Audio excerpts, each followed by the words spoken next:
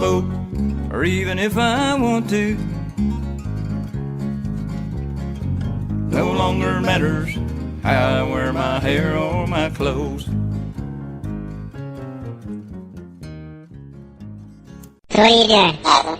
Nothing? Why not? I'm trying to get on this Lifestyle Radio website. Sounds like a cool website. Yeah, it's alright. Oh, wait, I might have it. You might have it. You're listening to Lifestyle Radio. The opinions expressed during this show are those of the individual participants and do not necessarily reflect the opinions of their associated organizations or Lifestyle Radio.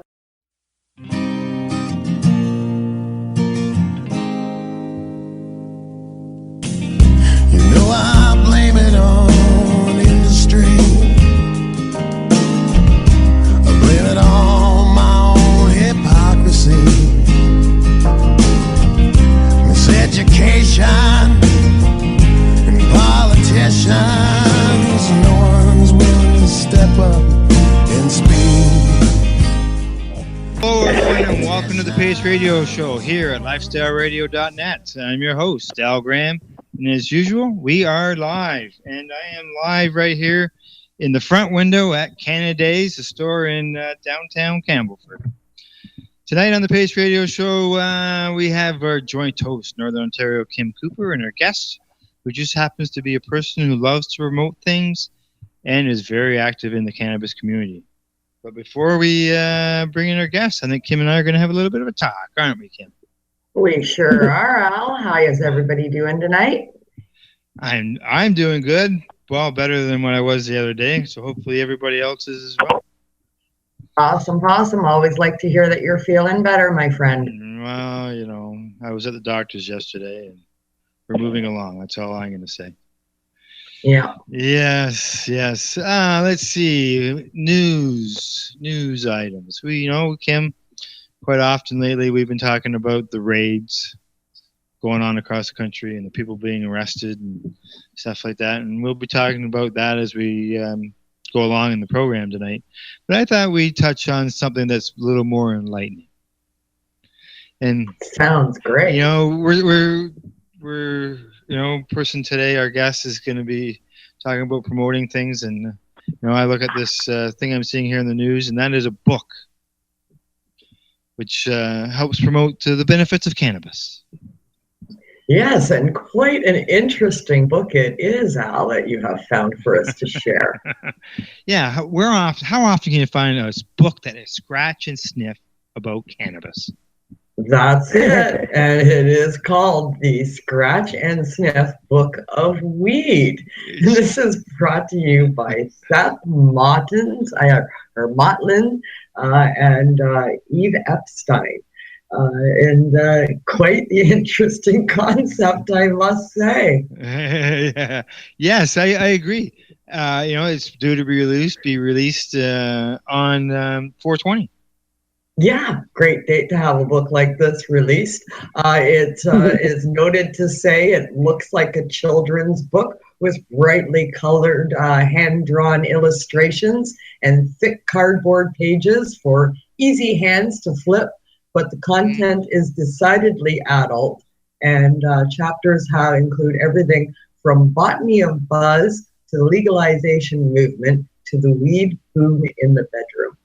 Yeah. So quite an interesting book for a scratch and sniff. It sure is. And one thing they also mentioned was they thought was very important for the book, besides being humorous and informative, is that it weaved both in words and images for racial and social justice issues as well. Yes, crossing all of the barriers and integrating all races and genders within the book. Awesome, just awesome concept for an adult book. Scratch and Sniff at a store near you locally this 420. Yeah. At 22 pages, I can't see it being very long to read, but they say that they packed it right full of information. Excellent concept. I mean, the ingenuity coming out of this community is just tremendous, and stuff like this has just got to put a smile on your face. Yeah. Now I see at the bottom of the article here that I found in the Toronto Star, it says it's not actually weed smells or cannabis smells. It's where they talk about, for example, Pineapple Express. They have smells of pineapple. Right. Yeah. Right. Yeah. Right. So, but it's a concept book with correct. It incorporates cannabis in there. It gets putting out the knowledge in a brand new way, and just the fact that it's a scratch and sniff book for our community, guaranteed a lot of consumers out there are going to want this book. yeah, for sure, and very educational on top of all that too. So, it's just not about having fun. Now talking about some free stuff, as we do every week, I've got free stuff to give away. Whether it's educational posters, magazines, pins, and movies and stuff. So people, if you're interested in some free stuff, just write us here at the Pace Radio Show at pace-online.ca and just send us a message. We're still about getting some free stuff. Yeah, yes. Free stuff. And awesome paraphernalia it is from days gone by. All of the stuff is still relevant today. Keep a little bit of history in your collection of cannabis paraphernalia. Exactly. So, Kim, our guest tonight is a person who spreads the word. Like I said, very, very active in the cannabis community. So I think it's time to bring her into the program. So I'd like to welcome Tracy Lamourie to the Pace Radio Show. How you doing, Tracy? Hello, friends. Right. How you doing? Good. Well, I always say good. The standard answer. Yes. We're here, so we're good. We're great. And how are you? Yes. Oh, good. As always, busy, keeping a smile on my face. Lots of stuff going on in our community, for good and a lot of disturbing stuff. A lot of stuff for bad, especially around here in Hamilton lately, where in addition to, the raids and everything, we've had a couple of armed robberies at some of the dispensaries, 2 within the month, and that's, really disturbing. Well, one at a dispensary and one at the home of a dispensary owner. So that's some of the bad news that our challenges our community is facing. But, there's also lots of good stuff going on, and so I'm in the middle of all of it, usually trying to help out where I can. Yep, exactly. And I believe she was on To Marijuana's show this morning, Cannabis and Cancer, or Cannabis and Coffee. So. Brittany, you mean Brittany Guerra from the CC5? I think she was booked for it, and then she wasn't having trouble dialing in or something, I heard. I think she's going to be on another show, Tamara was telling me, but... Yeah, that's that's certainly one of the big events that happened in Hamilton was when Metro Toronto Police came in just the way they did in Vancouver, which I'm not an expert in all that stuff, but I certainly had never heard of that before, and they actually were the ones that made the arrests in Hamilton. They took Brittany, they arrested Brittany in Hamilton, Metro Police did, and took her back to Toronto from Hamilton, which is another city of its own, another jurisdiction, 45 minutes an hour away, and that was really irregular, but I guess that's the federal case that we're dealing with. I don't know. Mm-hmm. Yeah. Okay, yeah, I see Tim was on the show instead. I'm being told that. So, yeah, I saw her post earlier, but I couldn't listen to the program. So, ready? Well, Kim, I'm gonna hand things over to you. Get the questions rolling. Thanks so much. Always allow my joint host to get things rolling. So, all right. Happy birthday! Number 1 news, Kim's birthday. Yeah, that's right. Thanks so much, Tracy. I appreciate that. We love you. Thank you for all you do. It's a virtual birthday cake and some virtual love and hugs. Didn't even have the birthday song queued up. It's all good. Oh yeah. We could have found a cannabis birthday song. Oh well. Is there one? If not, there should be. Yeah. I could have used it as the bumper song today. That's cute. Appreciate it, guys. All right. Okay.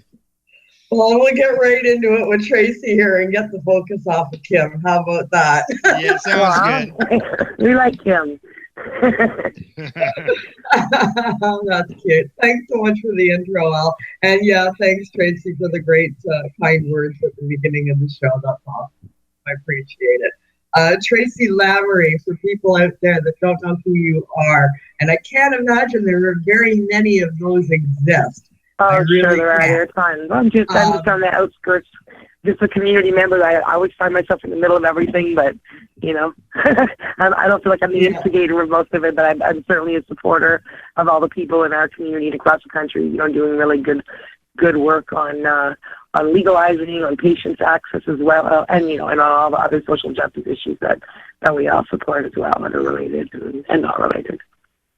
Yeah, well, you're definitely out there. I mean, I've known you for several years through the community, and followed you for even longer prior to that, meeting you in person several years ago at one of the rallies in Toronto.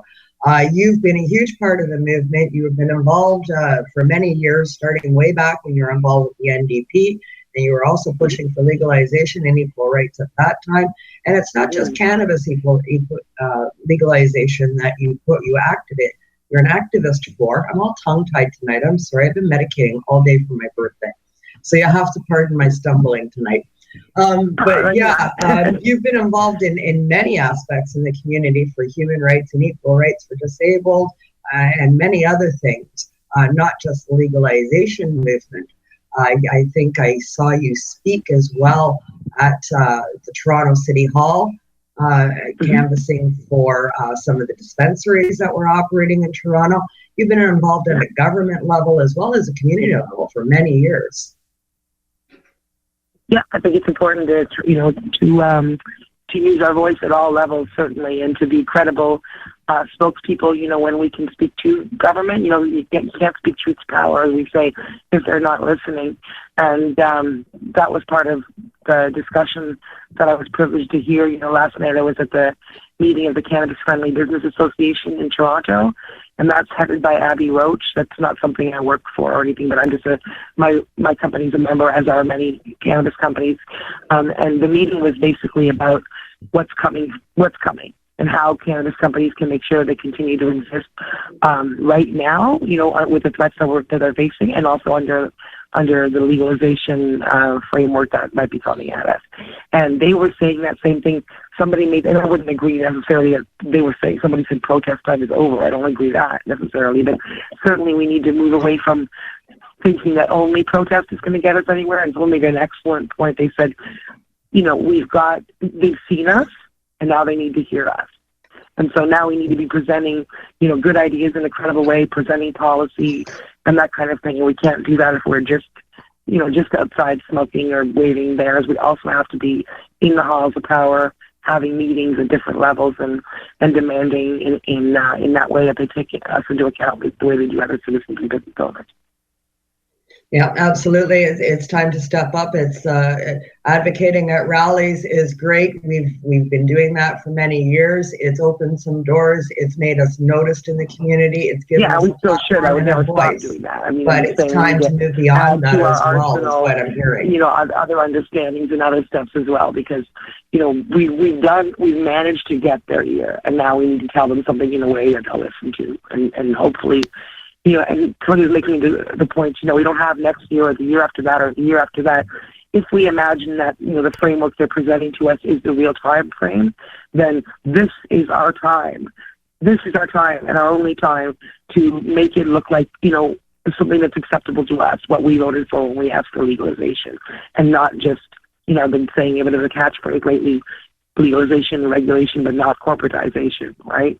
And I think that's, you know, Tell an excellent point that we don't have, you know, just wait and see time right now. This is actually the time that we need to be lobbying, advocating, really, really speaking to all the levels of government, particularly provincial now, because, you know, federal is sort of saying, oh, well, we do this, and they're going to want to get all the glory, but they're going to drop the ball to the provinces, and then we're going to be stuck in what the provinces decide to come up with. So it's time to really advocate on a local level and especially provincial level right now.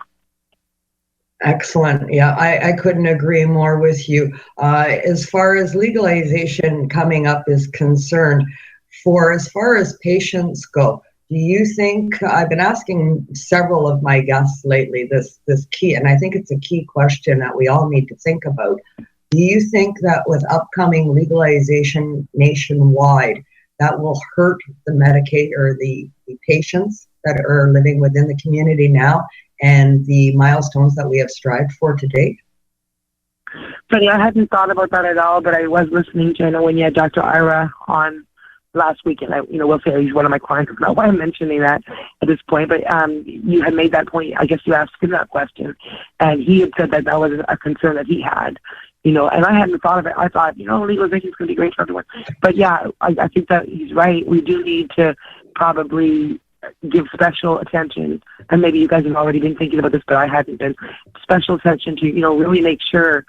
I know Sam Malachi had made the point that, a couple of years ago, he was saying, shouldn't be thinking about legalization until they 100% fix this medical system. Of course, he wasn't saying they shouldn't legalize. He was saying they should fix the medical system immediately, and they still haven't, to some people's satisfaction in our community, a lot of people.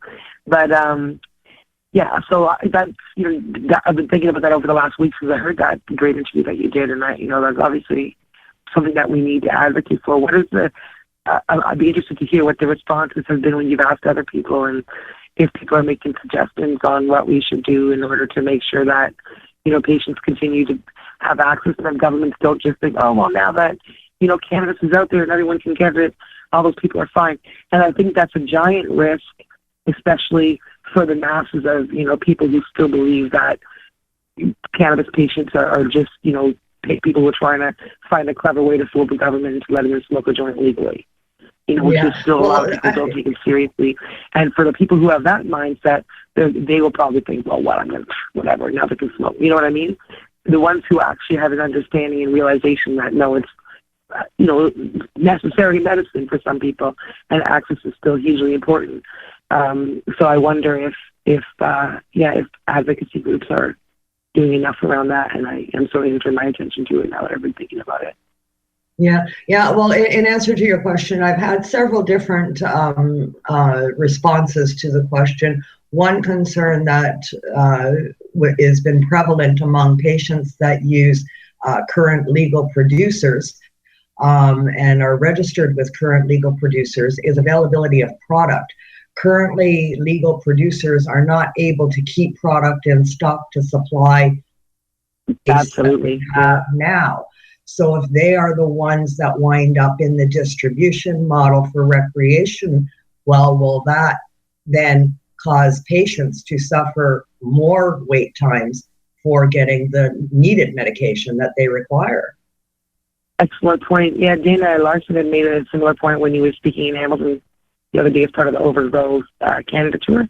And he had said, I believe he said, probably if they would open up the floodgates, the current licensed producers, as they stand today, probably wouldn't have enough product, to last 5 hours. No, they wouldn't. But they're running out for patients right now. I know I encounter it myself with several LPs, and as well as patients I have that deal with LPs. And there's constantly shortages of products, and getting it is problematic on a regular basis, getting the same medication over and over again. So if they haven't got the patients under control yet, how can they possibly handle the mass market? And what will that end result mean for patients? That's my main concern. Yeah. Just something to think about. I just wondered your thoughts on that. I get that asked by patients too. When it comes to legalization, will the medical program fade away? They're concerned about, will the research, will they just turn around and say, well, okay, it's legal, people can just go buy it whenever they want, wherever they want, we don't have to do this research. But the research is still important. It still needs to be done because people need to know. Availability product research. Your interview from last week there, where the doctor had said, that he's terrified that medical momentum will be lost and that, testing will stop and that kind of thing, because we don't want to lose that. And I don't remember his quote, but he was saying something about he really believes that, cannabinoid-based medicine is the future of medicine, and that aside from all our legalization and advocacy and everything that we all think about every day, just from the hard doctor science perspective, he's saying he believes this is the future of medicine, and it would be, a horrible thing for us all if that was to be left behind and we weren't to learn more about it and have, more medical understanding about it, so people who actually can benefit from it on a life and death or, comfort level, whatever, extreme medical level are able to do that. Yeah, absolutely. I mean, there's a product availability, there's the research angle, and then there's the distribution angle after that. If provinces choose to distribute this in the liquor store or beer store type of an environment, I know many patients that refuse to go into those type of places because there's issues with alcoholism or they just simply don't agree with it. So then where do they purchase their meds? Are they going to be forced to fill a prescription in a liquor store? I mean, that's also an issue.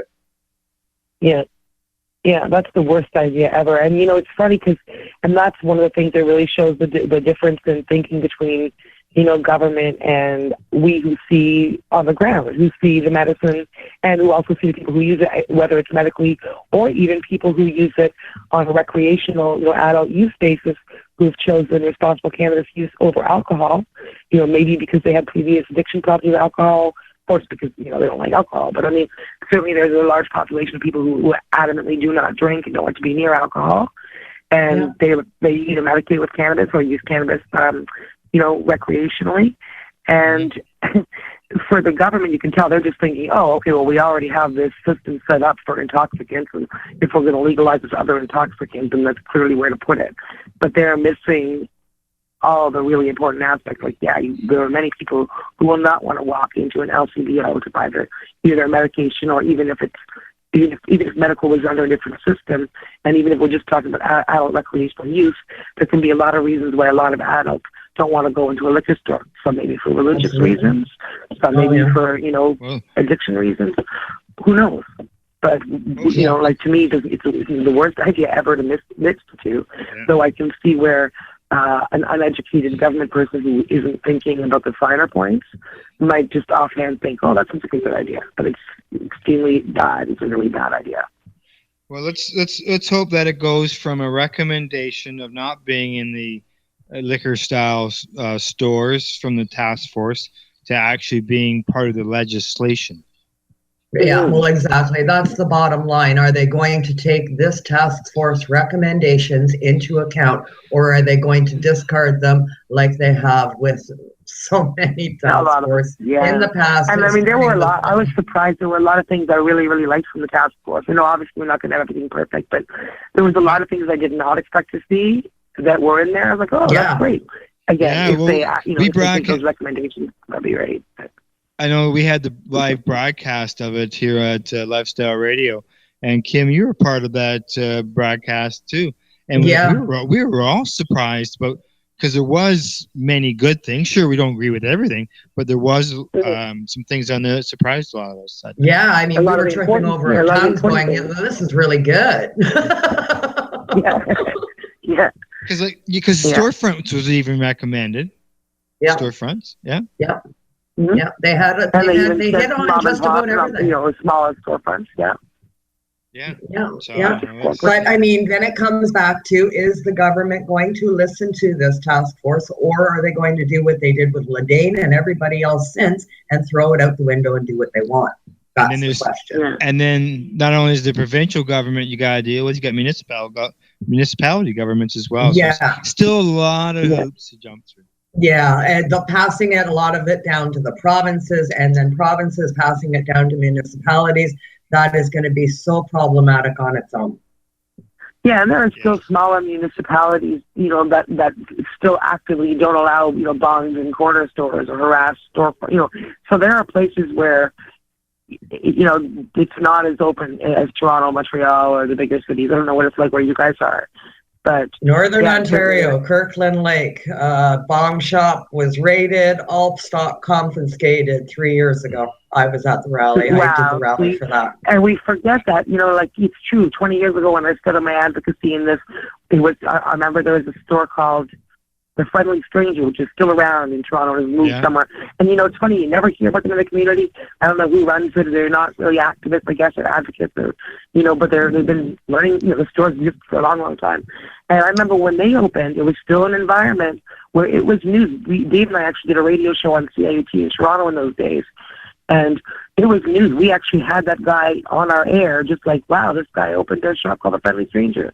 And it's all about pot. And that was big news because, as you said, dog shops were getting raided, and, people selling books about cannabis were getting raided. And that was in recent memory. And like, you're saying 3 years ago in Kirkland Lake, and I know 5 years ago I lived in Chatham, Ontario, that I always say is Canada's deep south, the city post about, because I lived there for 3 years.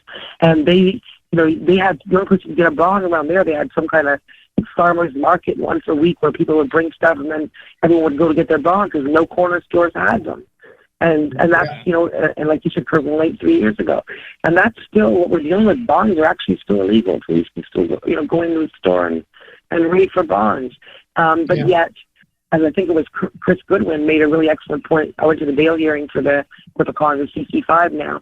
And when they were released, when they came out after the day and a half in prison, the jail, Chris Goodwin came out and he said, I'm encouraged because I actively remember in my memory where a lot of the things that I did were considered, hugely, ballsy and very illegal, like, and he mentioned, like, having a dog shop or the early days of having a vapor lounge. Everyone's like, you can't do that, you're going to get raided. And he said, now it's 10 years in, 15 years in, nobody's getting raided for those things, at least not in the bigger cities. And, now maybe this is going to be the way that, adult use dispensaries hopefully is seen, but that's a whole other battle. I guess you guys probably already covered all of that. Yeah. Well, it's an evolution, right? It's been an evolution since the first one of us stood up and said, hell no, I don't care if you say this is illegal. We're going to continue.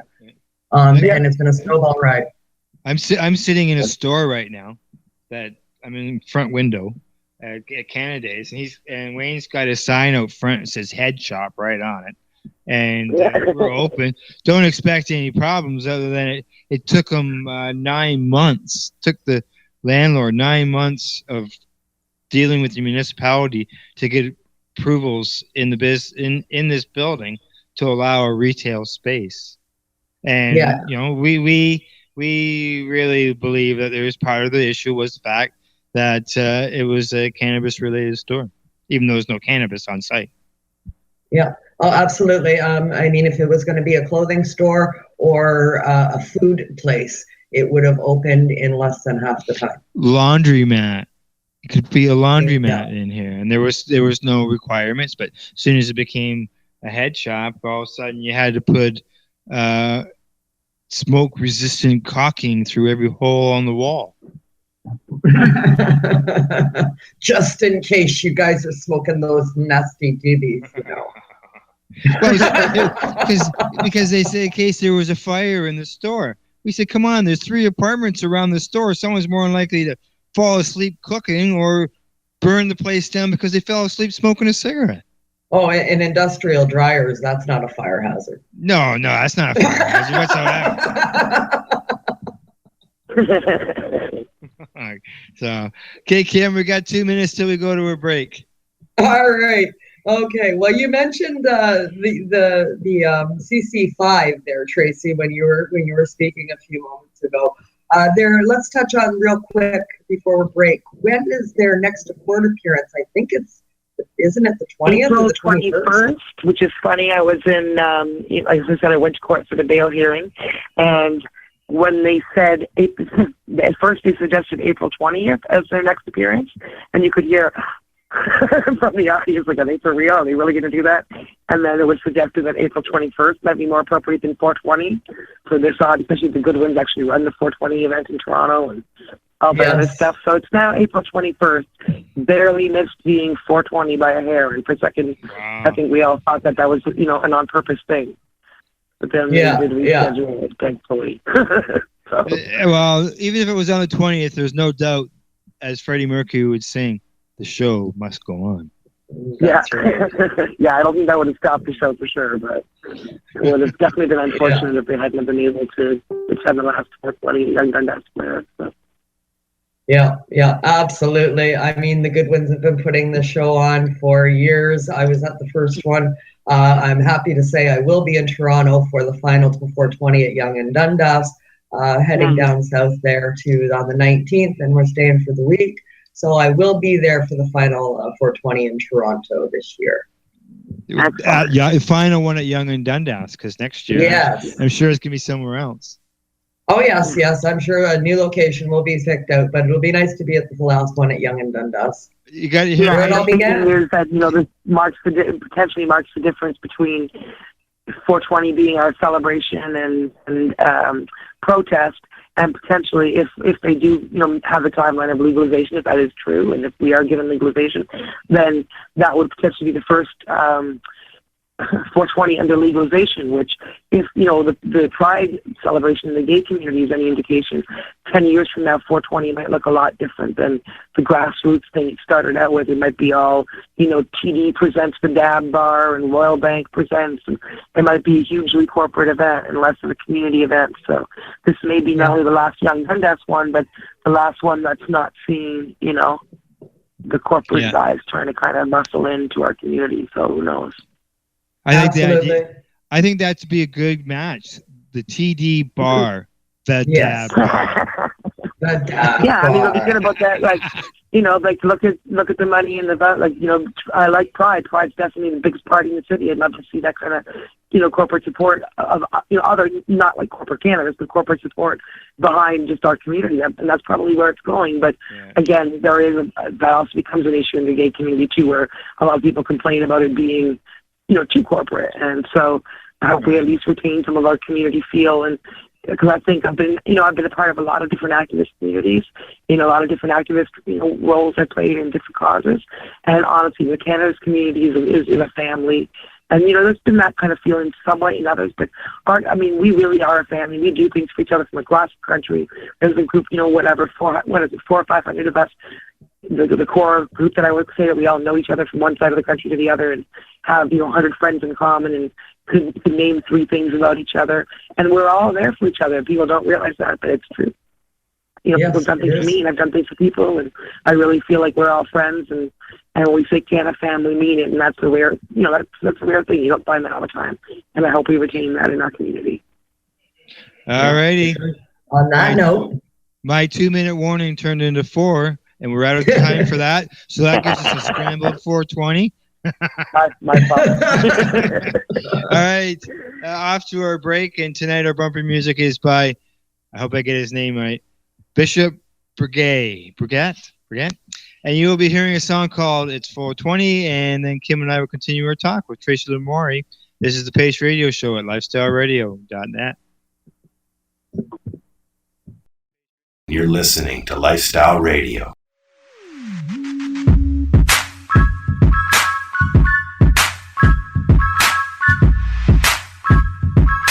Roll up another swisher, let's get high. 4 seconds to get the blunt rolled. 3 seconds we getting that dough. 2 seconds to hit the dance floor. 1 second left to light it. Let's hit the weed spot, but the spot was fresh. Out on your way home, hot, 'cause you can't see nobody. Canada, the time to act is now. These days, your customers are seeking variety. Increase your earning potential by expanding your inventory with CC Nexus, Canada's largest cannabis seed wholesaler. CC Nexus stocks over 60 reputable breeders, including Canuck seeds, with a wealth of autoflower, regular, feminized, and CBD strains. All first-time customers will receive a free pack of Canuck seeds, plus a mug, t-shirt, and additional promotional materials. Add strains and increase your profit with CC Nexus, your Canadian-owned and operated wholesaler of cannabis seeds. Discreet, worldwide stealth shipping from Canada, supporting you locally. Call today, 1-844-843-7995, 1-844-843-7995, or visit us at ccnexus.global. The following is a public service announcement from the Canadian Therapeutic Cannabis Partners Society. The Canadian Therapeutic Cannabis Partners Society is a non-profit organization dedicated to ensuring improved access to therapeutic cannabis and cannabis byproducts in Canada. With a federal government that has committed to legalizing cannabis, we feel it is our duty to ensure that the medicinal use of cannabis doesn't get lost in the process and that there are clear distinctions made between the medicinal and recreational use of cannabis. It is our mission to ensure that government regulation doesn't get in the way of a sick, disabled, or terminally ill person's right to use or produce this amazing natural health product. If you would like to get involved, you can contact us on the internet. www.canadiantherapeuticCannabisPartners.com, on Facebook, CTCP Society, or search Canadian Therapeutic Cannabis Partners. CTCP now operates a medicinal cannabis signing clinic. If you want to grow your own medicinal cannabis and are located anywhere in Canada, then I'd like to suggest that you give them a call. They can be reached at 1-613-967-9888. That's 1-613-967-9888, and grow on with CTCP. Man, have you been to Canadays yet? Canadays, Campbellford's premier cannabis culture shop at 19 Bridge Street West. They've got bongs, oil rigs, grinders, and papers. Everything you need for consumption. They've got seeds, soil, nutrients, and dome trays too. Everything you need for cultivation. Get top quality seeds from top suppliers like Canuck, Crop King, and wholesaler Nexus. Canadays. They've got all kinds of awesome cannabis novelties, clothing, and apparel. I know, right? It's a lot more than just a bong shop. Interested in gaining legal access? Canadays can help. They're a PACE information center. You know, people advocating cannabis education. Come by the shop and check it out. 19 Bridge Street West, Campbellford. Canadays. Have your say without saying a word. Canadays.ca. Growing your own vegetables, flowers, or even medicinal plants can be a challenge without the right equipment and proper know-how. At BMA Hydroponics, not only are they your urban horticultural experts and suppliers, but their staff holds the customer's needs paramount to making a sale. Family-owned with decades of experience and knowledge, they offer free advice in person, by phone, or email. BMA Hydroponics wants to ensure you have the advice you need, which is why you'll find tips and tricks on different ways to grow, like wick, ebb and flow, drip, or aeroponic system, as well as other helpful links at bmahydroponics.com. If you can't find what you're looking for, just let them know, and they'll do everything they can to get what you're looking for. At BMA Hydroponics, each staff member also possesses a federal exemptee MMAR license, making their strong suit empathy, experience, and dedication to their customers. Because when you know how to grow, you'll have results that make you proud. BMA Hydroponics in Belleville, Ontario. Visit bmahydroponics.com. BMA offers cannabinoid testing, so if you want to prove you've got good medicine, head to BMA Hydroponics and prove it.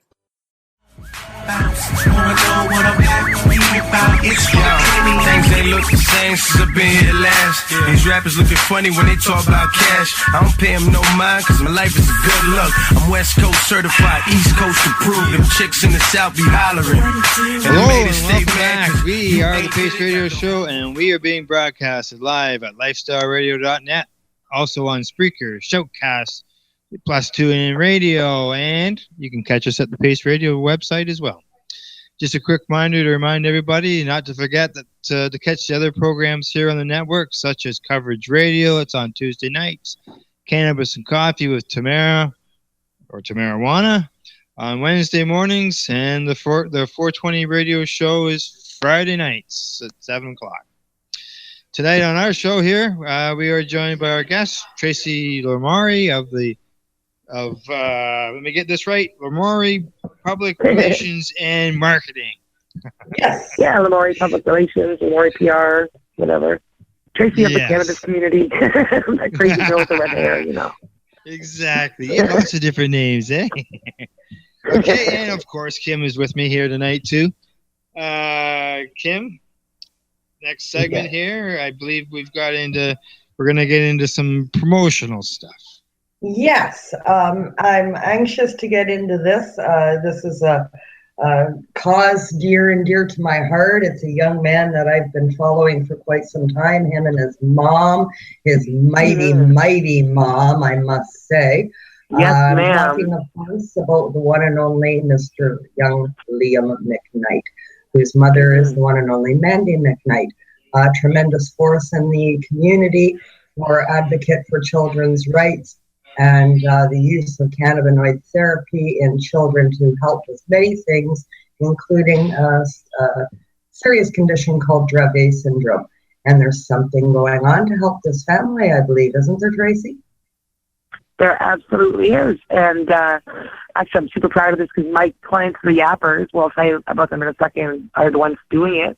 But also, tons of my clients and also my friends and your friends and a bunch of people that we all know and love from that, 400 or 500 strong Canada community we were just talking about, are donating all kinds of prizes and raffle items and everything. And literally, the list of sponsors is 4, 5, 6, 7, is about 10, 12, 14 lines long on the Facebook page. So not even going to name them all. There's new ones being added all the time. But I am super, super, super proud of my new city, Hamilton, where I've only lived for 2 years now.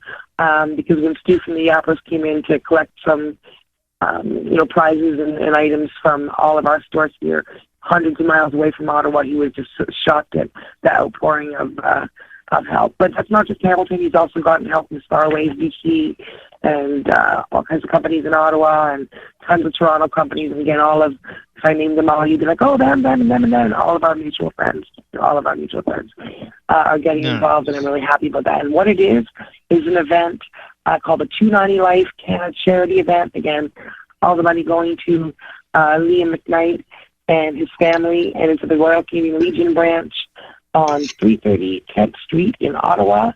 And tickets are available at Eventbrite, and you can find more information and follow it and everything on the Yappers page. And again, the Yappers are clients of mine. They're a cannabis community and beyond band. One of them had worked at one time at a dispensary, and so they truly are members of our community and supportive of lots of different events. And they played on the Hill last year at 420, but this year they really, wanted to kind of, I guess, gather that energy that happened on the Hill and bring it to an event and do something that could actually help someone out. And originally they were going to have, different people that were going to get donations, but then they ultimately made the decision that it would probably help most to help just one family or one person every year and actually help them in a big way. And so everybody, they chose Liam McKnight, as you mentioned, super deserving 9-year-old Liam. A lot of us have been following him. And Dravet syndrome, I didn't know anything about it before his mom, Mandy, started educating all of us. I understand it's a form of epilepsy. It's extremely rare. Less than 100 people in the country have it. And she's had all kinds of access issues, for the kind of medicine that she needs for Liam. And so we're all hoping to support that. And I happen to know of some of the great donations that are coming that are going to go directly to the family. And also a bunch of other donations are being used for raffles and stuff. And I think you said you have some audio that I brought in of the organizer, which is Stu from the Yappers. If you want to play that, because can kind of give you more detail about it all. We've got a couple minutes of an interview with Stu Sparks there, as you mentioned, with the Yappers. And why don't we play that audio right now? We can talk about it afterwards. Yeah, sounds great. The fundraiser for Liam McKnight. His mom has an issue with Health Canada right now because there's medicine sitting that can help her son, and Health Canada hasn't bothered to get around just to okay it to be shipped. And it's LP stuff, admittedly, but what we've done is, in a very, very short period of time, we came up with 29 awesome sponsors that are the dispensaries and the very people that are being arrested, tax-paying, law-abiding citizens, in my opinion, trying to deliver medicine to people. And here's a little 7-year-old boy caught in that 290 space. Some of us, like myself, choose to live in that 290 space. This is how it started out. It was kind of funny, 420 to 710, but now, for me, it took on a little more serious import where some people are stuck in that space that don't choose to be there. No one wants to have to feed cannabis to their 7-year-old son and go through the things that she has to go through. And I'll bet my bottom dollar that 50% of the people that show up at this event are patients or somebody who has been messed over by the system, because that has been my experience, is that these perfectly law-abiding citizens are trying to help out people and they're getting criminal records, and it's not right. So in addition to raising money for Liam McKnight and family, every person who was arrested in the dispensary raids in Ottawa gets a free ticket to the event, a VIP badge. We're going to have vape stations on the second floor set up by emails.ca. The local community far and wide, people from Vancouver, they don't know who Liam McKnight is, but they overnight ship some things. The Magical Butter Machine sent a machine, which we're going to actually present to Mandy and Liam McKnight at the event. They don't know it, but it's just, and the rest we're raffling off 50-50 prizes and that, with 100% of the money going to the McKnight family. And we want to raise awareness to the hypocritical stance that the Liberal government has taken, especially after our buddy Justin Trudeau said that he would decriminalize this. All right.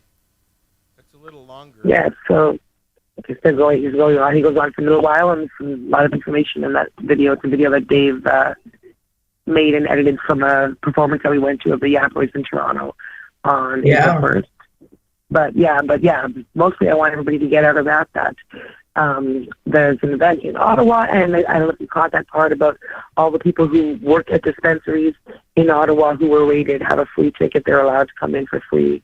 And I want to really super thank all those millions of sponsors, well, at least 30 or 40 companies by now who know who they are. I'm not going to name them all here, but they're all listed on the eventbrite.ca page and on the Yappers page. And anybody who still wants to donate, please do. And please join us. And it's going to be an awesome event in Ottawa on 420. Starts at 4:30 p.m. Goes right up to 1 a.m. at the Wells Canadian Legion branch on 10th Street. Tickets at Eventbrite.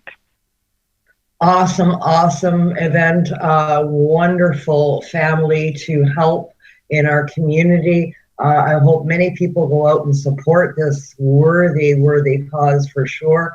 Young Liam has had quite the fight on his hands since he was very, very young. And Mandy has been just a warrior woman for her son and done everything that she can to bring awareness to the community for not only her son and her life to become better, but for others as well in the future that come after. Yeah, they made an impact for sure. Yeah, excellent cause. Excellent, very, very worthy cause. Gee, the mic always works better when you turn it off. Turn it back on now. Yeah, well, it does.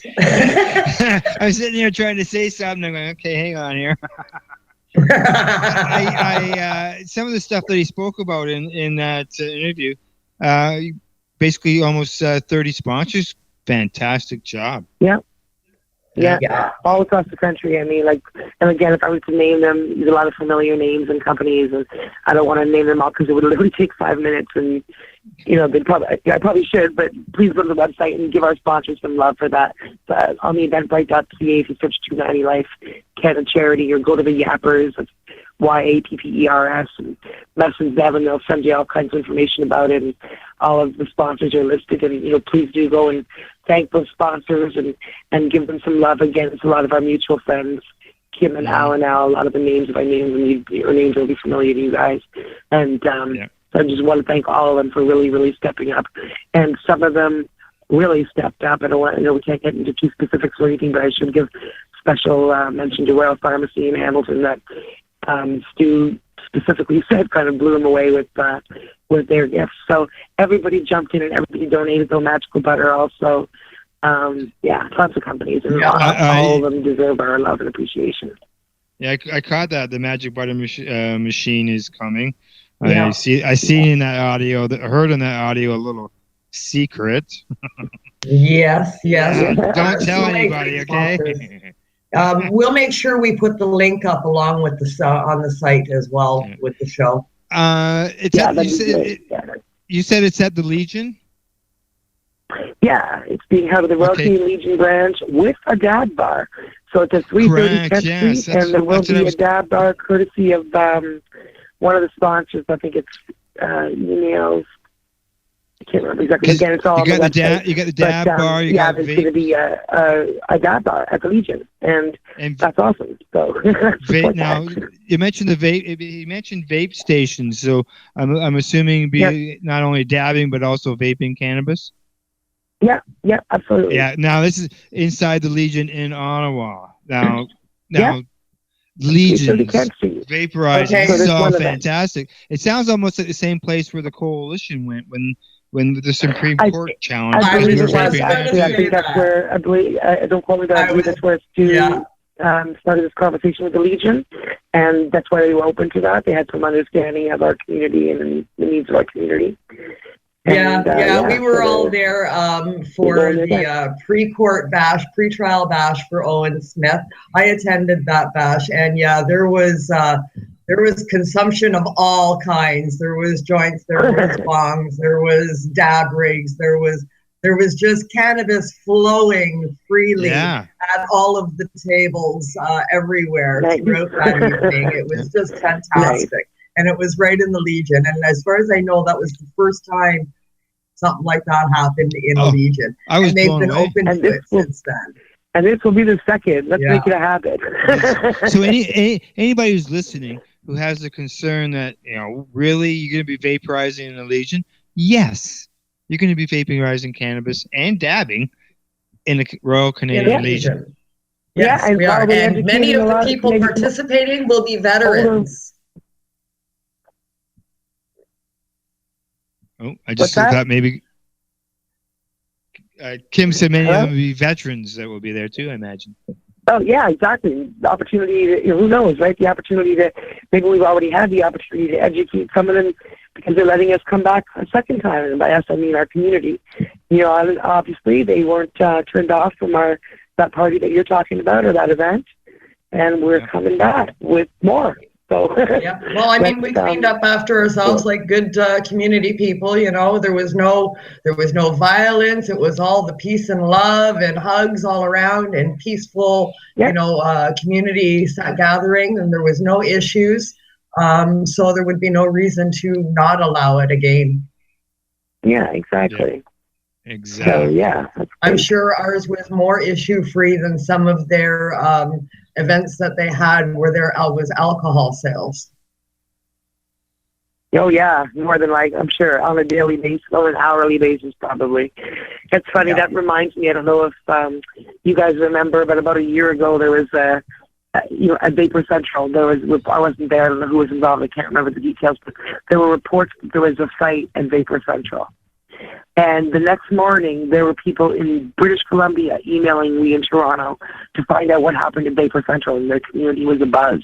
And then it's funny, somebody said to me, the whole point is that everyone's like, shows what a peaceful community it is. Because in a bar, would it make news that there was a fight at a bar last night where people would be caught, emailing from across the country like, is it true there was a fight at the bar? How can this be? That's right. It's like, what? This never happened. A physical altercation in our community that it was, national news among our group. So. Yeah. International news, a fight in a vapor lounge. Yeah, really. It would be. Everyone was like, what do you mean? And then there was it was scandal. Like, first the shock that this had occurred, and then the not anger, but people being like, how could they take that to the vapor lounge? But just the expectation of this is a private, peaceful spot, and you don't do that there. Yeah, and you'd more expect that to happen in a place. And so that was pretty interesting. So the dichotomy of the difference between the bar scene and even, I was looking at the pictures the other day again we had a little event just after Dana Larson spoke here. Just about 6 or 7 of us that know each other went over to the local vapor lounge afterwards, and just took a couple pictures. And they were posted on Facebook. And when I was looking at them later, we all were just like, you could tell we are legitimately having a great time, a fantastic time, just for that moment. And then you look at the table, and it's all, a water bottle, pop bottle. And it just occurred to me that a lot of people would look at that, and there's, a bunch of adults clearly not using alcohol, and most in our community don't. And, you'll see 20-somethings post often, I don't drink, because they're cannabis consumers, and I often wonder, how rare that is among their peers. And in our community, it's not at all rare. So I think that's some other health benefits right there. Yeah, absolutely. So many health benefits when it comes to cannabis.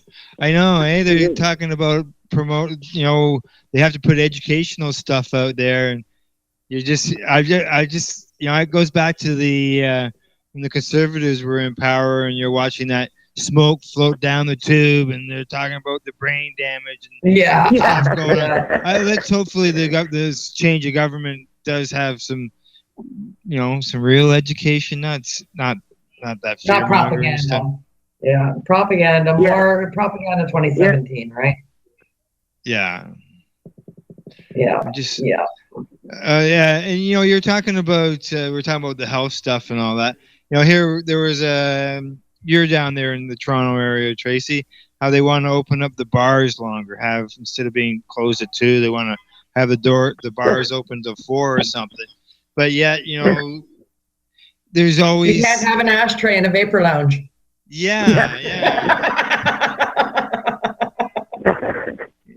Hundreds and hundreds of people almost end like up a bad joke. Can't have an ashtray, but you can have a cup that you can put your ashes in. Guess that's not an ashtray. It's an ash cup. There you go. That's where Chris Goodwin's brilliance, helps to create vapor lounges years ago, because I'm pretty sure it was Chris Goodwin. I may be wrong, but I remember the story about how you can't, like you said, you can't put ashtrays on the table, but they got around that by just going and getting little glass bowls. So then when bylaw comes, there's no ashtray; those are just little glass bowls. Yeah, and they are. Where's the spot little where you things like that you have to be clever about. Ashtrays have spots to put your smokes. They got those little indents. Yeah, we don't need that. We don't put it down. Too busy passing it. And there was all that noise there a few years back about the smoking bylaws, and lounges would be shut down. Some lounges actually just went out and closed because of the concerns. Yeah, that was last year actually, and then that's when the first time the CFBA, the Cannabis Friendly Business Association, where we all gathered for an initial kind of emergency meeting at the Hot Box Cafe under Abby Roach's direction, and that was the big issue we were talking about at the time. And they ended up actually hiring a lobbyist, like a leading political lobbyist, to try to turn things our way in the legislature. And we didn't end up getting any votes, because what happened is they kind of snuck it under the Smoke-Free Ontario Act, and no politician wanted to stand up and knock down the Smoke-Free Ontario Act, which is also cigarette smoke. It was kind of cleverly hidden in there. We got, screwed in the way in its application. But funnily enough, Abby was asked about that last night. They're like, well, we didn't get any votes on that. But then she made the point, the law was supposed to go into effect on February 1st, and maybe it has, but none of the lounges have been shut down yet. Bylaw, I shouldn't say hopefully they won't be.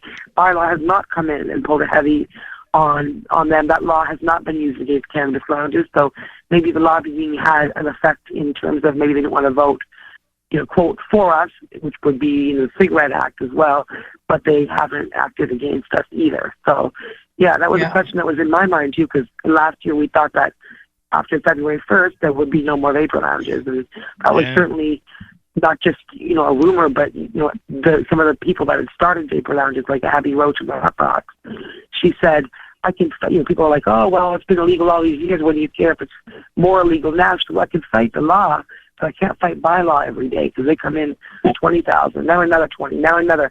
And that, if you ever want to own anything or live or go anywhere, you can't fight that as an individual for very long.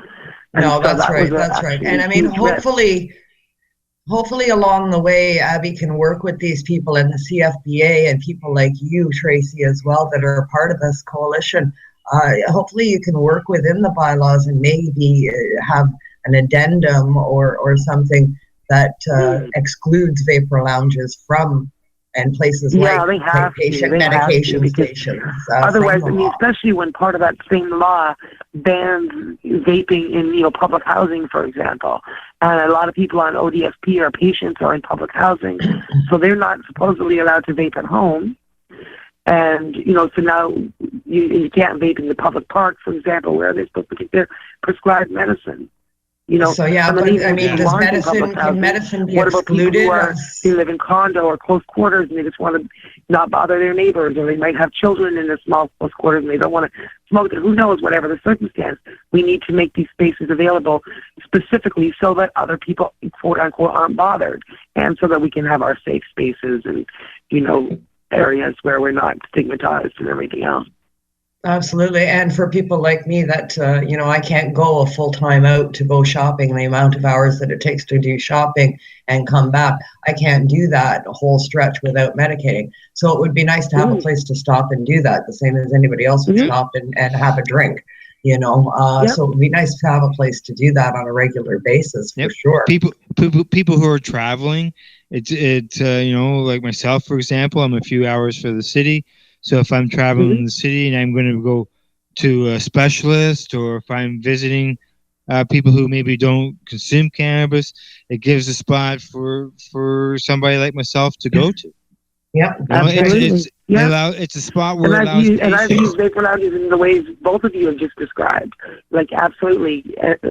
First, I was going to say what Kim just said is when I see Vapor Central that way all the time, when I lived in the north end of Toronto, I did a lot of business everywhere else in Toronto, I would find myself almost on a weekly basis, somewhere in that vicinity, within 3 or 4 subway stops of Vapor Central, because it's so central. And literally, I wasn't planning to go out. It wasn't time for a break to smoke, but I was like, okay, now, wow, it's been a long day. And I remember one time specifically, I was near the Bay and Bloor area, and I had to medicate, and I was going to go out old school, around the corner, smoke, and then I thought, hold on a second, I'm 3 blocks from Vapor Central. Isn't that a little bit more comfortable? Wow, okay, we'll sit down, be treated like a person, not be cold, you know what I mean? I can sit down at the table, medicate, charge my phone, have a drink, go to the bathroom, be on my way. Yep, correct, exactly. Well, ladies, it's time for a break. Get the break over with us.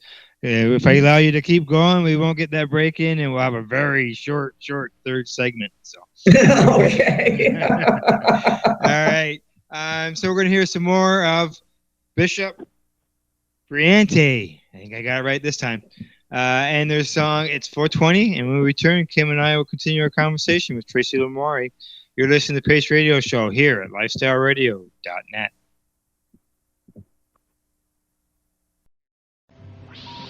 Hang up and try again.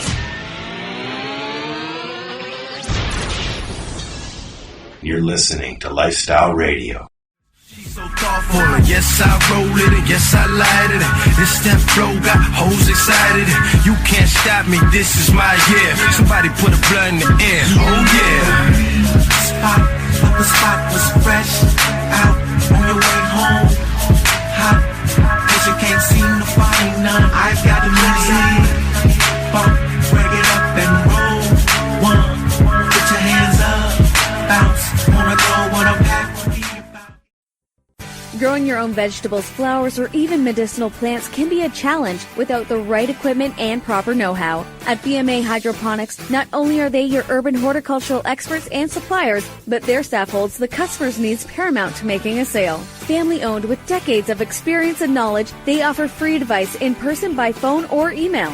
BMA Hydroponics wants to ensure you have the advice you need, which is why you'll find tips and tricks on different ways to grow, like wick, ebb and flow, drip, or aeroponic system, as well as other helpful links at bmahydroponics.com. If you can't find what you're looking for, just let them know, and they'll do everything they can to get what you're looking for. At BMA Hydroponics, each staff member also possesses a federal exemptee MMAR license, making their strong suit empathy, experience, and dedication to their customers. Because when you know how to grow, you'll have results that make you proud. BMA Hydroponics in Belleville, Ontario. Visit bmahydroponics.com. BMA offers cannabinoid testing, so if you want to prove you've got good medicine, head to BMA Hydroponics and prove it.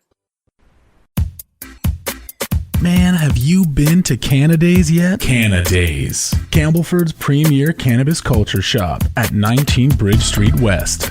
They've got bongs, oil rigs, grinders, and papers. Everything you need for consumption. They've got seeds, soil, nutrients, and dome trays too. Everything you need for cultivation. Get top quality seeds from top suppliers like Canuck, Crop King, and wholesaler Nexus. Canadays. They've got all kinds of awesome cannabis novelties, clothing, and apparel. I know, right? It's a lot more than just a bong shop. Interested in gaining legal access? Canadays can help. They're a PACE information center. You know, people advocating cannabis education. Come by the shop and check it out. 19 Bridge Street West, Campbellford. Canadays. Have your say without saying a word. Canadays.ca. Hi, this is Al Graham of the Pace Radio Show. Are you keeping pace, as in keeping people advocating cannabis education? If you're not, and you're a cannabis consumer, then why not? Others are working hard every day to help educate people about cannabis so you can enjoy your daily 420. Get involved and speak out. Be loud and proud so that you can keep pace. Tune into the Pace Radio Show every Wednesday at 8 p.m. Eastern Standard Time to hear about people advocating cannabis education here on lifestyleradio.ca. Canada, the time to act is now. These days, your customers are seeking variety. Increase your earning potential by expanding your inventory with CC Nexus, Canada's largest cannabis seed wholesaler. CC Nexus stocks over 60 reputable breeders, including Canuck seeds, with a wealth of autoflower, regular, feminized, and CBD strains. All first-time customers will receive a free pack of Canuck seeds, plus a mug, t-shirt, and additional promotional materials. Add strains and increase your profit with CC Nexus, your Canadian-owned and operated wholesaler of cannabis seeds. Discreet, worldwide stealth shipping from Canada, supporting you locally.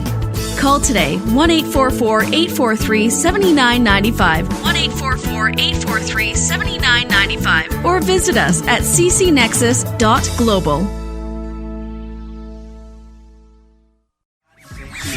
I got him right where I want him. No, I can't lose. They calling out my name just to bypass dudes. I'm stuck in my hotel, high class rooms. Gotta line up in the hallway cause I can't choose.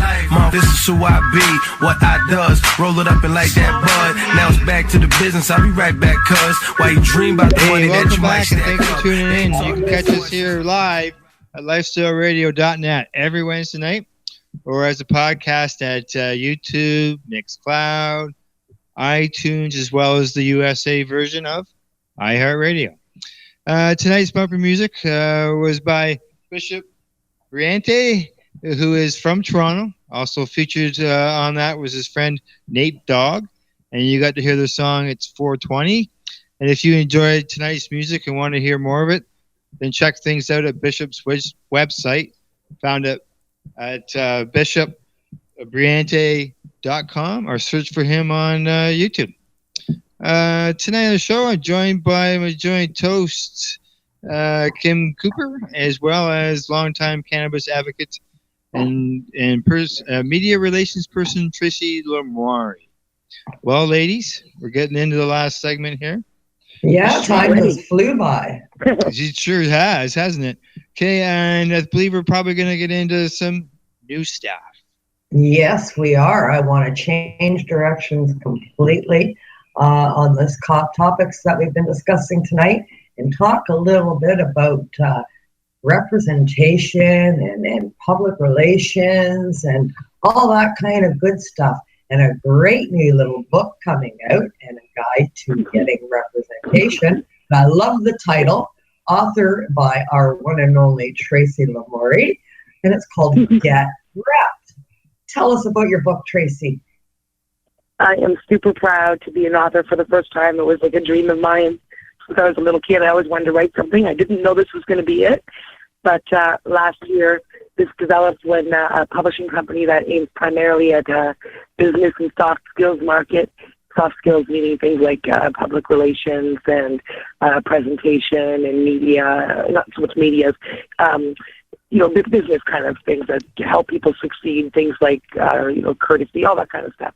Anyway, I was approached by this publishing company and asked to share my successes, the way they put it. and write a little book for a business audience.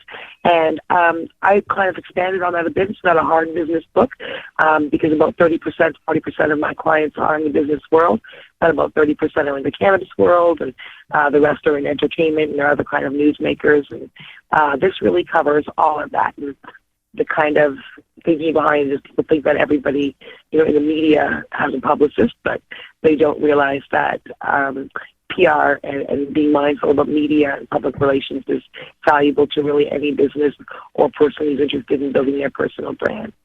And it's called Get Rep, Build Your Brand with Effective Public and Media Relations. Fantastic. So a little guide to guide you through and tell people what to look for in representation, and so that you've got the right person and how to do some of it themselves too. I let them know how, it's not all about just hiring someone to do it, but I give a lot of hints about, what people can do on their own, and then, some things that you may want to reach out to a publicist for, just for the contacts and credibility that they have spent years building as well, but why that's valuable as opposed to, people are familiar with marketing, and businesses spend a ton of money on their marketing budgets, but quite often, especially small businesses, never give a thought to, publicity, and that's free media, which we call earned media, which builds more credibility than buying an ad. And I'm going to tell a funny little story just about the title. I had been planning the book. They had almost everything ready to go.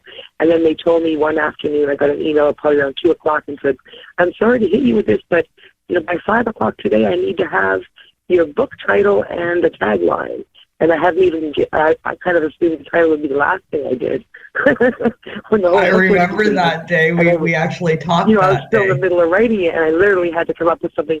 And for those of you who see me on social media, when I'm really proud about, something I've been able to accomplish for a client media-wise, I'll say something like, my client, whoever, will be on global news tomorrow.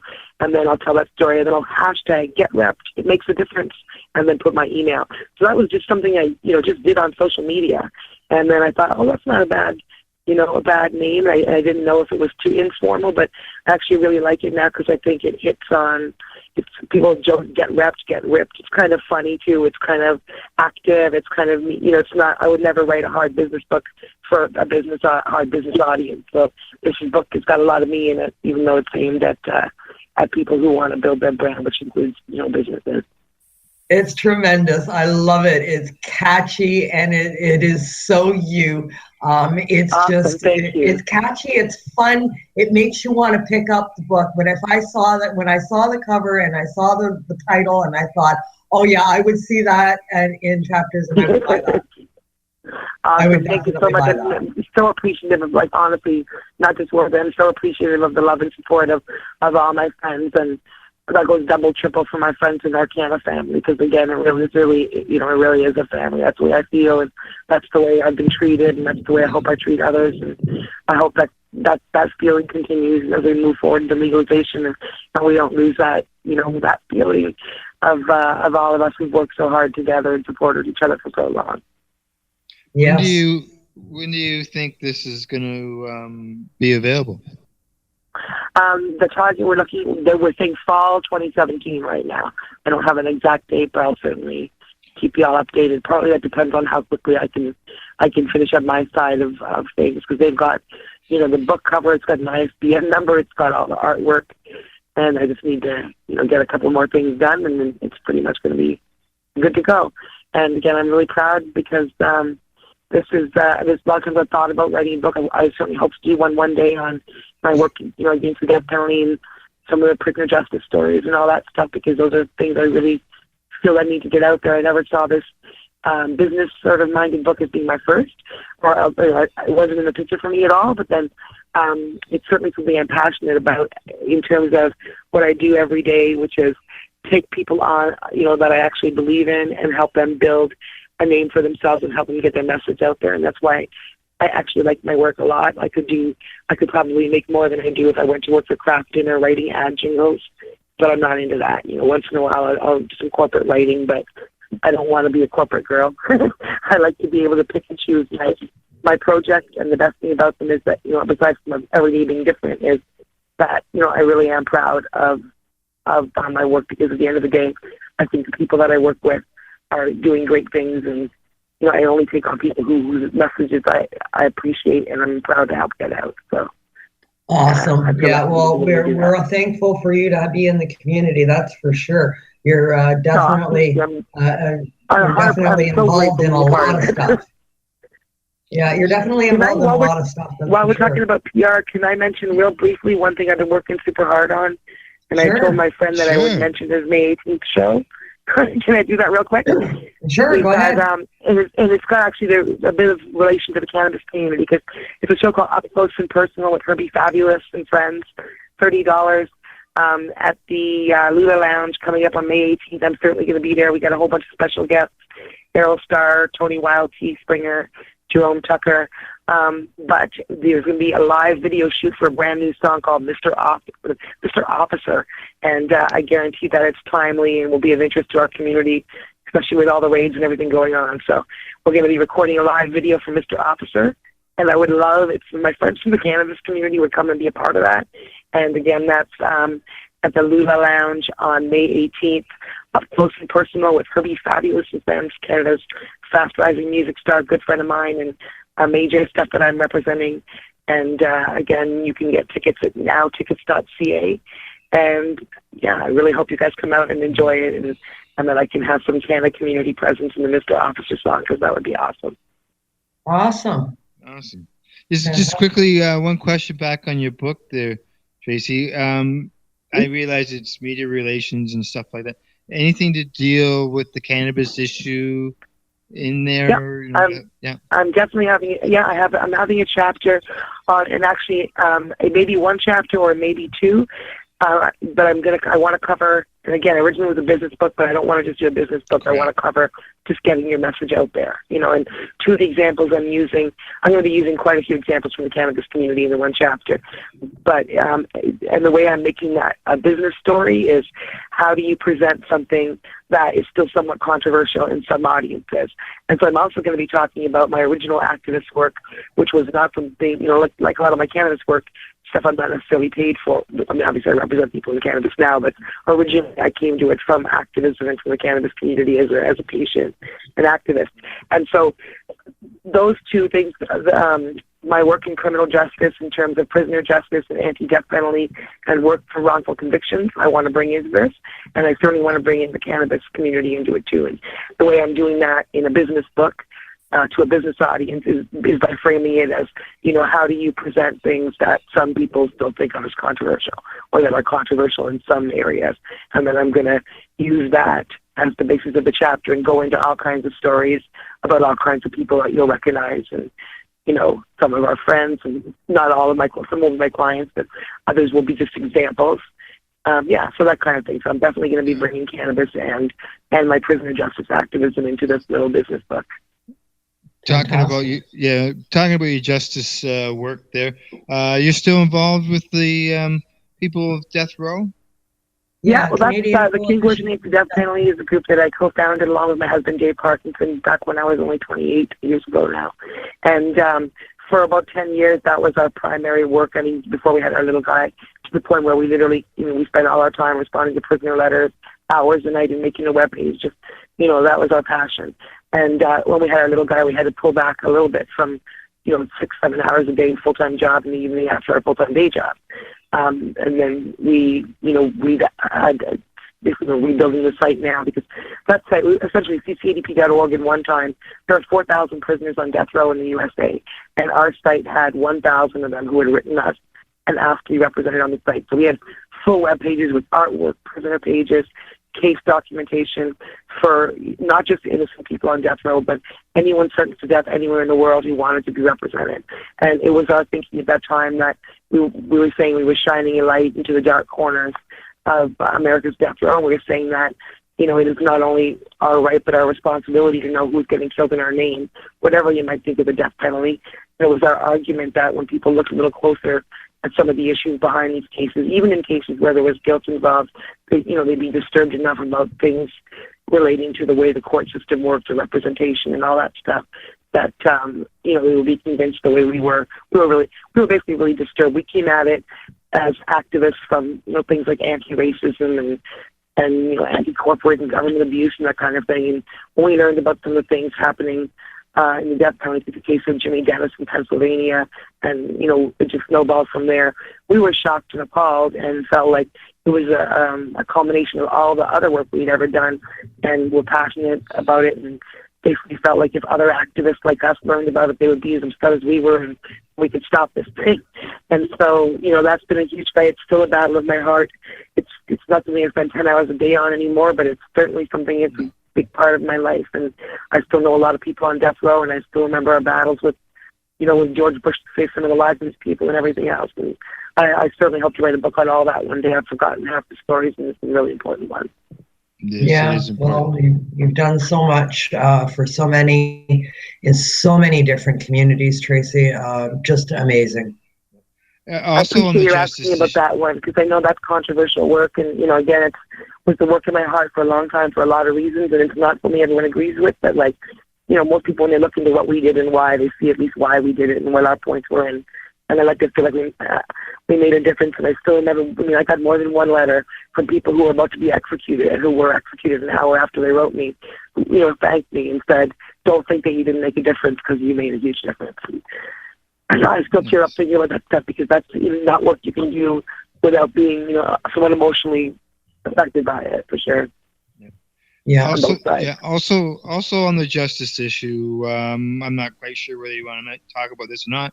But you've got a family member who's dealing with it. Yeah, I'm glad you're bringing that up. Yeah, happy to talk about that. Yeah, Haley made news. My daughter Haley, our daughter Haley. She's 24 now, and she made news coast to coast, literally Canada-wide, in the last week. Everything from the front page of the Toronto Star to As It Happens, the national radio show, to literally hundreds of papers. And that came about because last August, when she was 23, she went to a restaurant called the Pentagram in Eastern Toronto, and she was going to meet a friend there. And she happens to use, she got spina bifida, she happens to use forearm crutches, those metal crutches. She used them since she was 6 years old.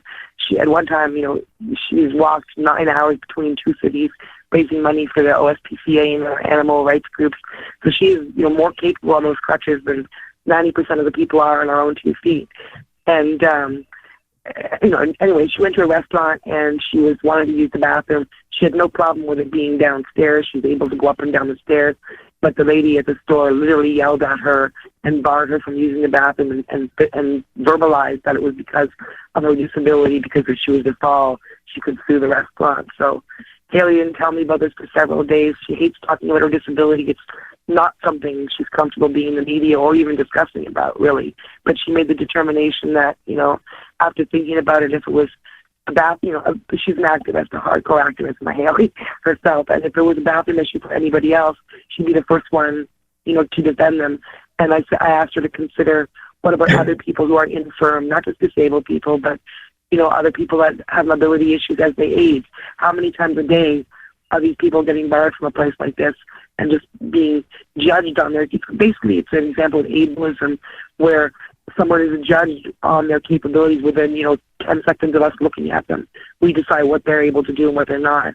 And it's like one of the last bastions of discrimination. And I've been hugely educated on it, through what Haley's had to go through. And yeah, it's not easy for her to fight this battle, but she's taken it to the Human Rights Tribunal, Ontario Human Rights Tribunal, and we wait what their response is and see what happens. But we feel like we already have won, because it's really started a huge conversation in Canada, and we even heard that some law schools and some people that I can't name, but some people in the Halls of Power in Ontario at pretty high levels were having some discussions about what had happened to her last week. So we feel like I know the whole community is abuzz about it. I know everybody is talking about it, and not just the disability aspect, but being denied use of a restroom. Period. Mm-hmm. Yeah, and a lot of people thought up front at first that it was an issue where she was complaining about the basement bathroom, and of course a lot of older places in Toronto still have basement bathrooms, and that wasn't the issue, though. I'm sure that is an issue for some people. That wasn't an issue for Haley, and she just wanted to use the bathroom the way anybody else would. And it's quite ironic that her first media appearance, again, as I mentioned, when She started living with us when we first met her. She's adopted, so we didn't meet her until she was 15. And the next year, on her 16th birthday, she organized and walked, like, however many, almost 30 kilometers. It was a 9-hour walk between two cities on the highway. And so it's proven that she's fully capable of walking. But, I mean, obviously the waitress couldn't know that. But the point is, we can't make those judgments just because someone has a mobility, a walker or whatever else they might be. We can't decide for them what they're able to do and not do. And if someone can't access the bathroom, they can't go out. They can't leave their home. We're talking about medicating. But, people have to use the bathroom, especially if you have some issues like spina bifida or other issues where there may be related issues where you need to use the bathroom quicker than other people. You can't participate in society without being able to do that. So, wasn't this place even open to any any discussion? It was just basically you can't go to the bathroom. Yeah, and it was aggressive, and she literally yelled at her. It wasn't. I mean, Haley was not looking for an argument. You know what I mean? She didn't want to go to the bathroom, and this woman was Everybody literally in the at one point restaurant physically barring her from the bathroom. But she told her 5 times she couldn't use it, and then she was even yelling at her in front of the other people, saying, "All these people here are witness that I told you can't use the bathroom." So she literally humiliated her to the point where she couldn't stay and eat her first. She went outside and waited outside for her until her friend showed up. So, it was just, you can't have that. And when she told me she was upset, and I said, well, that is a human rights violation. And I happen to know one of Canada's top disability lawyers in the human rights space, who's awesome, Lauren McDonald. She's a disabled woman dealing with severe hearing loss herself. And she took this on, and now, together with this impact, they're like, yeah, look at those power women go. So hopefully this can make a real change, and, I'm just really proud of Haley because she went out of her comfort level. This is not her 15 minutes of fame that she's had those minutes before, and she'll have them again if she wants to. This isn't the issue she would have wanted that on. She did this because, she realized she's well-placed to really make a difference, to happen to know that, she had to do it. So I'm proud that she did. Well, you're a warrior, and it's not surprising me at all that you are raising warrior children, Tracy. Now, could she have gotten in trouble? This is just, some people, I'm sure this might think this is on the wrong side of things, but being that she had to go to the bathroom and they denied her access to using the bathroom, what if she had no choice and she went to the bathroom right there in the restaurant, right there where everybody's eating? That you should, then they would have called the police on her, right? Then they would have come. Right. So it's crazy. Or what on the other end too? What if she would have just said, "Well, excuse me, but I'm going," and just went anyway? And that's ultimately what happened. So after the 5th time, because Haley, it's really hard. She, like you said, she's a little warrior. She's not a. She finally, after she advised them many times, you can't stop me from going. You have no legal right to stop me. And that's when the woman was like, she finally, her only option would have been to push Haley, probably. You know what I mean? Because the lady was barring Haley, and Haley's like, I'm going. And she started walking toward the bathroom. And then eventually the lady, I guess moved aside. And that's when she yelled, well, all these people here are a witness that I told you not to go to the bathroom because you're disabled, or whatever the exact language was.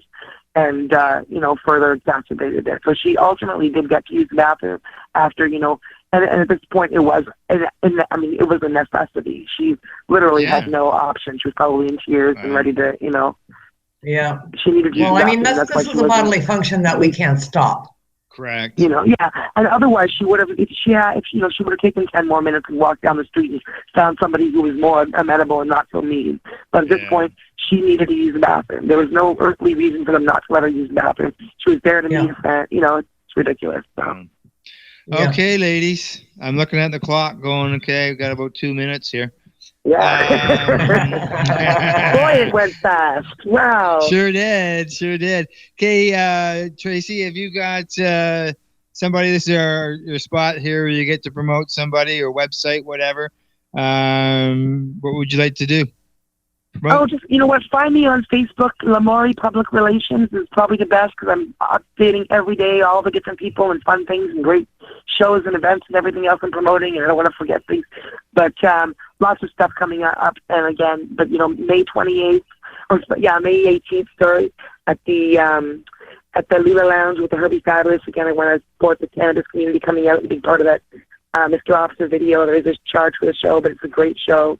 and a million other things are going on. I'm posting about them every day. Lots of cool clients, lots of cool people. So come and check out Lamourie Public Relations, and that's Lamourie, like L'amour in French with an IE on the end. So Lamourie Public Relations on Facebook, and see all the neat stuff that everybody I know is doing. Awesome. Super. Thank you. Kim, you got a shout out? Yeah, I do.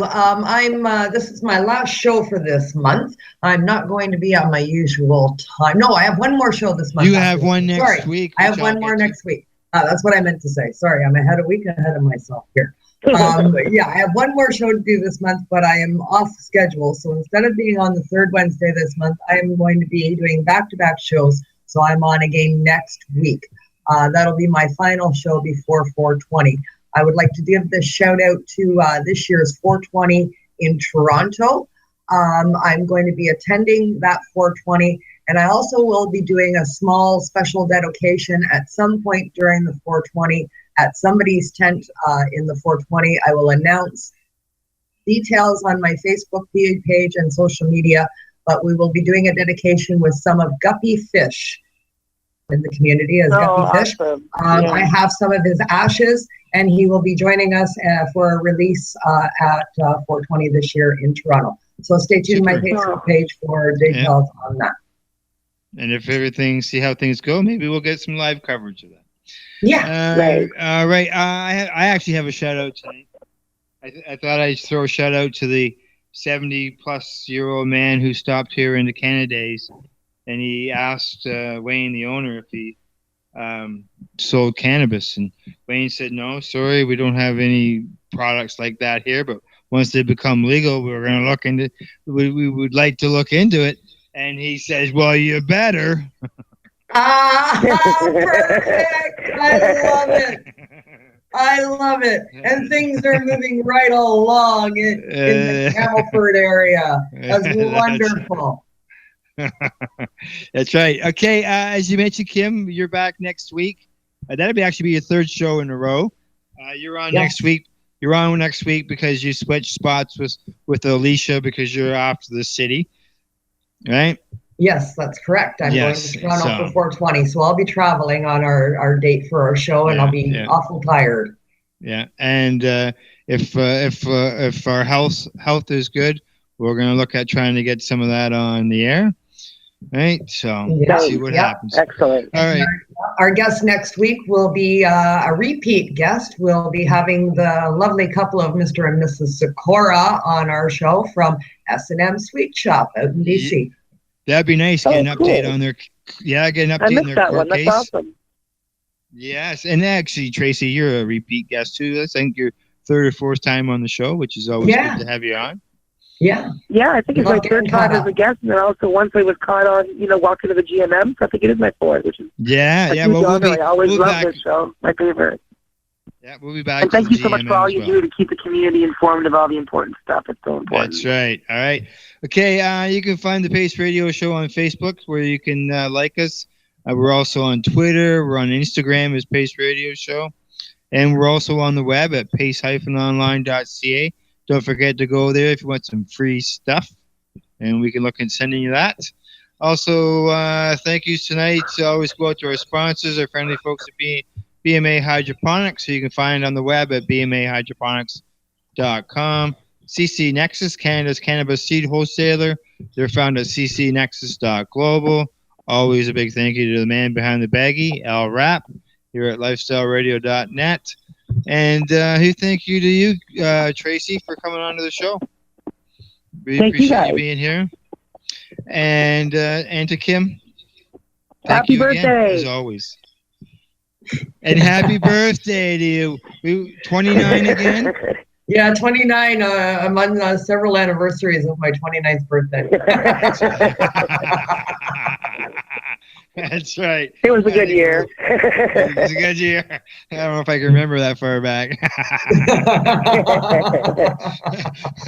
And always, thank you to our listeners. We always appreciate you tuning into the program. Thank you, and good night. Good night. So what are you doing? Nothing? Why not?